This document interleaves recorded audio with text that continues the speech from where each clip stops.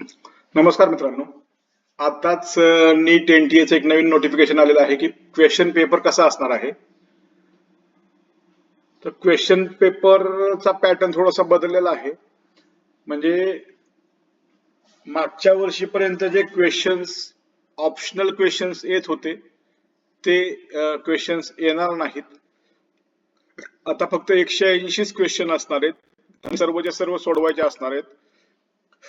असा क्वेश्चन पेपरचा पॅटर्न म्हणजे जो कोविडच्या पूर्वी होता त्या प्रकारचाच पॅटर्न परत लागू झालेला आहे.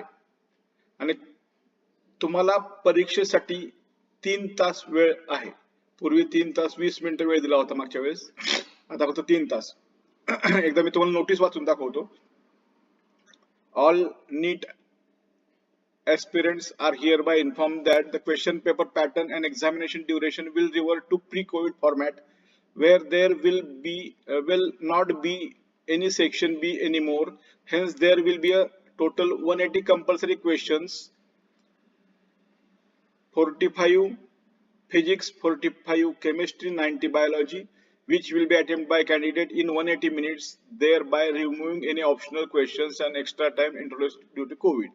म्हणजे ह्याचा अर्थ काय आहे की 180, 45 फिजिक्स, 45 केमिस्ट्री, 90 बायोलॉजी सेम. त्याच्यानंतर दुसरी गोष्ट 3 तास वेळ. हे गोष्ट सर्व विद्यार्थ्यांनी लक्षात घ्यावी. Okay, thank you.